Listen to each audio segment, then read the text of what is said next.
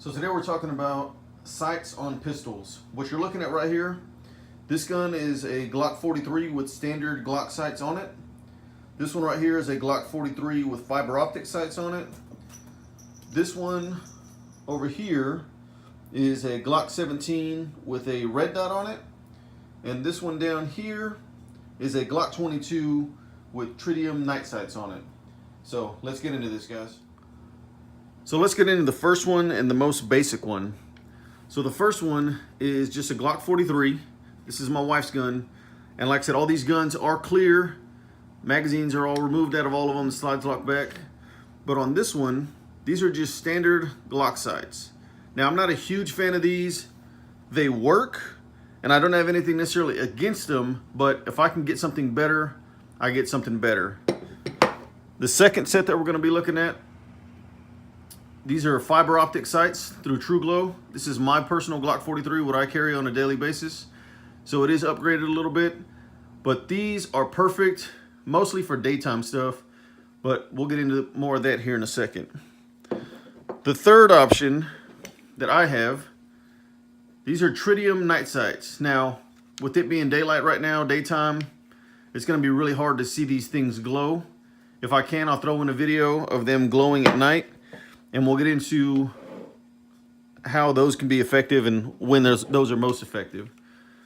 The last one is a red dot on a pistol. This is the Vortex Viper. You guys have seen this Glock 17 in a few different videos, but this is one option. There's so many different red dots out there. A lot of people go with RMRs, but that's what I have. So those are the four options that I have that we're going to be talking about today. Tactical Talks. So this Friday, I wasn't going to do a video because I'm still working on the studio area that I have for the Tactical Talks segment.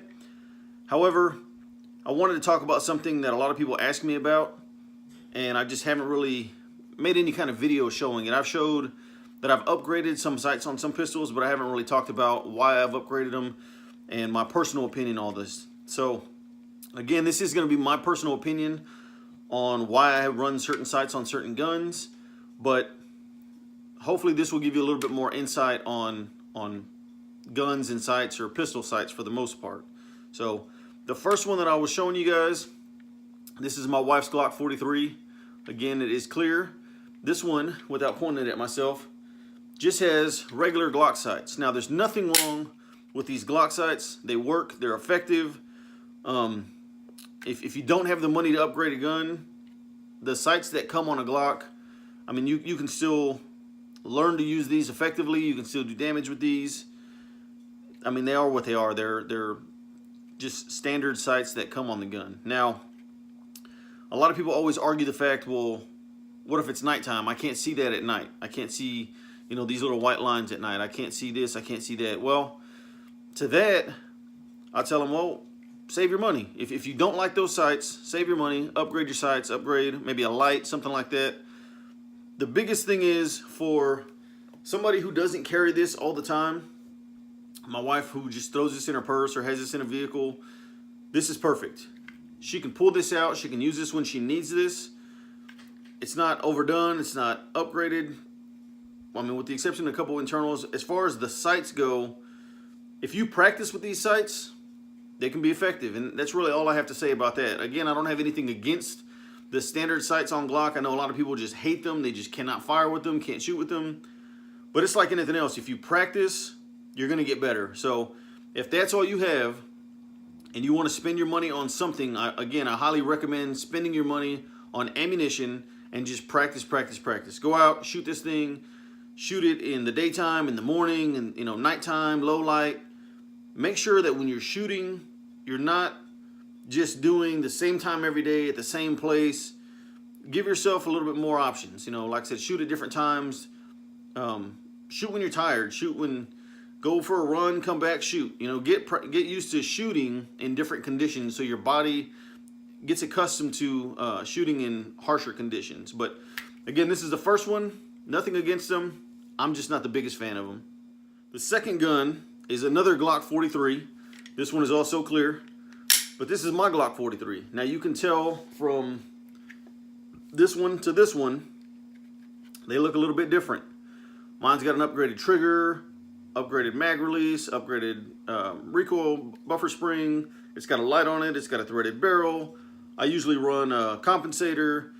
It's got fiber optic sights. I mean, there's a difference in the gun. Now, I've been shooting a lot longer than my wife has been shooting, so it's easier for me to adjust to certain things. I know the way I like things to run, as to where my wife has really only shot this gun and a couple of my guns, to where that's all she knows, so it works for her.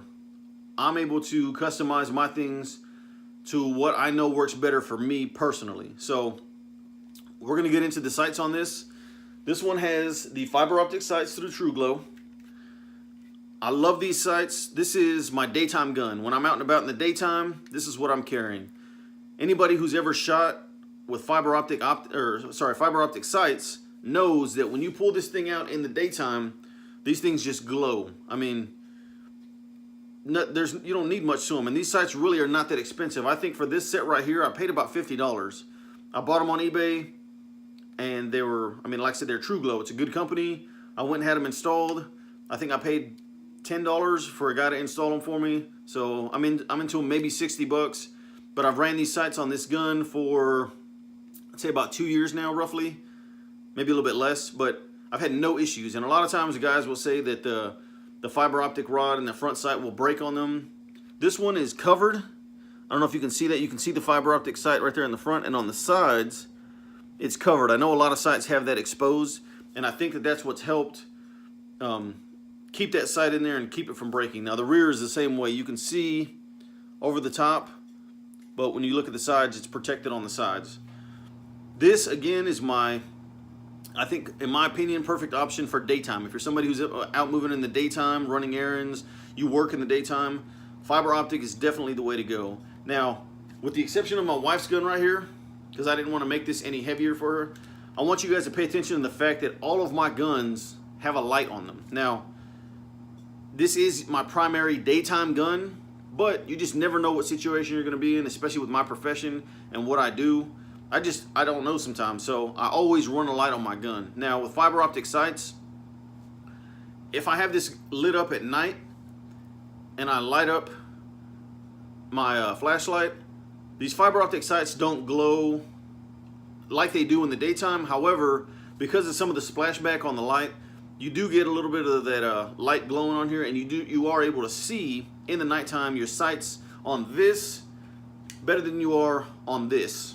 So again, fairly inexpensive option, very good for daytime. I'm going to get in a little bit more as far as nighttime shooting goes here in a little bit, but I at least wanted to show you guys this is option number 2. This is what I run on my everyday carry gun, so obviously I think pretty highly of these sights. Alright guys, so option number 3. This is my Glock 22. Again, it does have a light on there. Another Streamlight. I run the Streamlight TLR6 on the 43, and this is the TLR1 HL on the Glock 22. Now this is my duty pistol. This is what I carry at work. I am a police officer. I work nights. I work 6 to 6. I'm working all night long. These have the Tritium Sights on there. I love these sights for nighttime.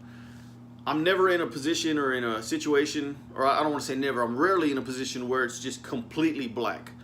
I usually have a little bit of moonlight, a little bit of light from the car, whether that's red and blues, the headlights. There's always some kind of light that at least gives me a decent visual on what's going on around me, so that when I pull this gun out, when these Tritium Sights glow at night, I'm able to just see everything. Now again, I use my weapon mounted light a lot so that I have a better visual on things. But if you're a nighttime shooter, if you're carrying it at night, if you're working at night, whatever you do, if you're primarily out at night, I highly recommend these Tritium Sights. Now, there are sights that have fiber optic and tritium in them. Those are obviously a little bit more expensive. I couldn't tell you exactly how much these are, because again, I told you this is my duty weapon. This is what I carry at work. This is what was issued to me. But I do know that they're just effective. They're good. If this is what you're counting on to save your life or to save somebody else's life, it doesn't matter if it's a couple $100s or whatever the case is. It's going to be worth your life. You got to think about it, and you got to ask yourself, is it worth it to save my life? If you're going to be carrying your gun primarily at night, I recommend night sights. I mean, it is what it is as far as that goes. And again, like I said, here in a minute when I talk about the last one, I am going to talk about shooting at night, my experiences with shooting at night. Again, just my opinion on why I think these are good and bad. And that's for all of them, not just for the night sights. And like I said, I'll get into that so you guys can have a better understanding of where I'm coming from. And last but not least is my Glock 17. Again, another weapon mounted light on there. This is the Olight Valkyrie 2. The first time I've ever ran this light, I have very few rounds through this gun with this light on there. I've had no issues so far, but again, I like having that light on there. For those of you guys that watch my channel regularly, you can tell that I took off the Strike Industries G4 compensator. This gun is already compensated. It's the Glock 17C Gen 4, and I had a compensator on top of it being compensated. Well, what I was running into, I tried everything. I was having malfunctions with this gun, and I realized that when I took that second compensator off, the gun started cycling the way it was supposed to cycle. And the only thing I can think of as far as right now is that so much of those gases were getting shot through here and through the compensator that maybe not enough was pushing it back, or maybe it was just too heavy with the red dot on the back, with the plate on the back, and with the compensator. I don't know, but for now, taking that G4 compensator has resolved that issue for me. Now, another thing that I did with this gun, and this is off topic, was I polished the feed ramp. My buddy Nick told me to do that over at Texas Gun, so I appreciate the advice. I was able to do that. That, as well as taking off the compensator, has helped, and like I said, this gun has handled flawlessly since. But the fourth option is a red dot. Now, if you're getting a red dot, what I highly recommend is, so this plate right here is what keeps a red dot on my gun, and it's going to be a little hard to tell, but that little plate down there, it has built-in iron sights, so that when I'm shooting this gun, if something happens to my red dot, if it fails, I still have iron sights. Now, these iron sights are just solid black. They're nothing special. I thought about maybe using a little bit of nail polish and just putting little indicators so that it's easier to see. The only reason I haven't done that yet is because I don't want those iron sights to take away from me looking through this red dot. But red dot, in my opinion, is kind of the best option. This is the only red dot that I have on a pistol so far. I am looking at putting another red dot on another pistol that I have. That's another build or another assembly that I have coming here soon. But I love this red dot. My red dot is bright enough that in the daytime I can acquire my target without an issue, and then of course in the nighttime the red dot just glows even brighter. This is the Vortex Viper, and this does have brightness settings right here on the side. Now, I keep this right under the brightest setting. It does kill your battery a little bit faster, but again, when it comes down to it, this is what I'm depending on to defend me. So I'm okay with the fact that I'm buying batteries, you know, a little more often than I would if the red dot was dimmer. When I pull this out, I know I come up, I come out, red dot's on target, I know I'm gonna hit it. So this, for me, is the best option. Now, this is the most expensive option, and I'm not gonna get specifically into prices, only because prices do vary on where you buy the plate, or where you buy the red dot, or if you want to get your pistol milled. This is the first red dot I put on a pistol, so I didn't necessarily want to get it milled out because I wasn't 100% sure if I was going to like it. And if I didn't like it, then I can just take this stuff off, put my rear sight back on, sell this, buy something else, whatever the case is. But I really do love this gun. This is a gun that I am definitely carrying more than I thought I was going to be carrying. I set this up more as like a competition style gun so I can start doing competition style shooting. But just over time, I mean, this gun has so many advantages over some of these other guns that I have. If I could carry this at work, I would definitely carry this at work. It is a 9mm, which is a little bit smaller. However, like I stated before, if you practice, you're going to have no issues. I mean, it's all about putting rounds on target, not necessarily how many rounds you put down range. I could put 100 rounds down range. If they're not hitting the target, I'm not doing anything anyways. But this is, in my opinion, the best option. Now, the reason I wanted to talk about night shooting is something that a lot of people who don't regularly shoot at night or don't train at night don't realize is when you fire this gun, there's a big fireball that comes out of the front of this. It's a big muzzle flash. In the daytime, it's not a big deal. Your eyes are able to kind of adjust to the daylight and the flash and everything, and it kind of goes unseen in a lot of daytime shooting. At nighttime, it's totally different. When you fire this gun, especially in a closed area with no light at nighttime, that flash is so bright, it kind of drowns out some of the things you have going on. It's like getting a flashlight and flashing it in your eyes at night. Those dots that you start to see, it makes it a little more difficult to reacquire your target. Now, obviously it's not impossible. You can continue to shoot, and as long as you are on target and continuously pulling that trigger, you should, theoretically, you should hit that target.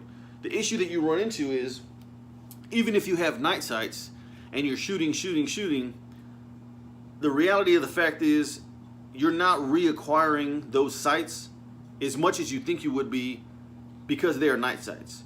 You're basing it more off of, I'm on the target, my light is illuminating the target, I'm pointing at it, so I'm shooting.